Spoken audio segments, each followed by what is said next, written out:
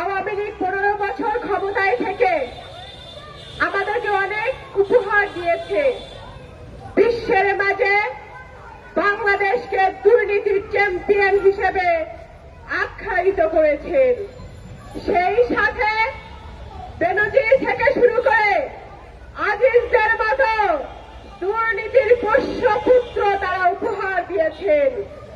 আজকে তাদেরকে সংসদে রেখে অবৈধ প্রধানমন্ত্রী, অবৈধ মন্ত্রী পরিষদ, অবৈধ সংসদে বসে যে অবৈধ তারা বাজেট ঘোষণা করেছে, এই বাজেট জনবান্ধব বাজেট নয়।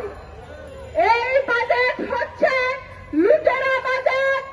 এই বাজেট হচ্ছে দুর্নীতিগ্রস্ত ব্যক্তিদের উৎসাহ দেওয়ার বাজেট। আজকে খেতে খাওয়া মানুষ, প্রান্তিক চাষি, আজকে রিকশাওয়ালা পর্যন্ত দুমুঠো ভাত মুখে দিতে পারে না।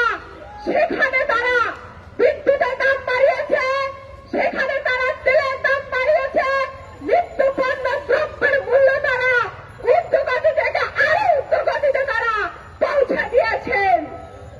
আজকে সাধারণ মানুষ সামান্য মোবাইলে কথা বলবে, মোবাইলের কাজ কি পচনশীল, সেটি কেন মোবাইল কোম্পানির অপারেটররা 3 দিন 24 ঘন্টা মেয়াদ দিবে, সেটি দেখার কেউ নেই।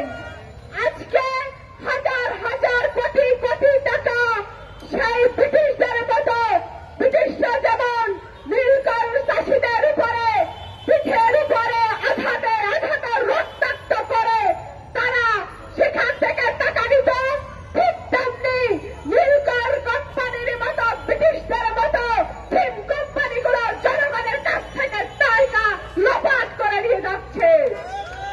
আজকে বাংলাদেশের মানুষ অসহায়, বাংলাদেশের আকাশে হাহাকার, দুর্নীতির ঘনঘটা, সেখানে মানুষ আজকে কান্নায় নিমজ্জিত হচ্ছে, হতাশাগ্রস্ত হয়ে আত্মহত্যা করছে। বাংলাদেশের মানুষ স্বাধীনতা 53 বছর পর কেন অভিভাবক চিন্তায় ঘুরবে? এর জবাব আওয়ামী সরকারকে দিতে হবে। আপনারা পরপর 3 বারের দিনের ভোট রাতে করে যেভাবে করে আপনারা সংসদে এসেছেন, আপনারা একটা কথা জেনে রাখুন, যদি একবার আপনারা ক্ষমতার মসনদ থেকে নেমে যান, আগামী 200 বছরের ক্ষমতা চোখে দেখবেন না। ক্ষমতায় বসে থেকে জনগণের উপরে যে জুলুম অত্যাচার চালাচ্ছেন, ছাত্র সমাজের উপরে বিশ্বকোটা দিয়ে যে পরিমাণ তাদের হৃদয় ধ্বংস করছেন, ছাত্র সমাজও আপোষ করবে না।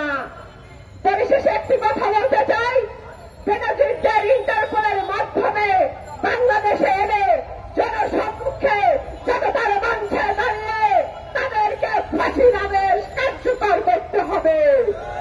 তাদেরকে এমন শাস্তি দিতে হবে, তাদের শাস্তি দেখে যেন অন্যরা দুর্নীতি করতে ভয় পায়।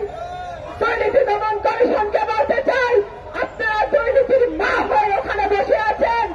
আপনারা যদি দুর্নীতি দমন করতে অক্ষম হন, আপনারা সেই দপ্তর থেকে আপনারা জানান। অন্যথায় যুব অধিকার পরিষদ, ছাত্র অধিকার পরিষদ, গণ অধিকার পরিষদের ব্যানারে আপনাদের এই দুর্নীতি দমন কমিশনকে ঘাও কর্মসূচি আমরা দিব। সকলে ভালো থাকুন, সুস্থ থাকুন, আল্লাহ হাফেজ।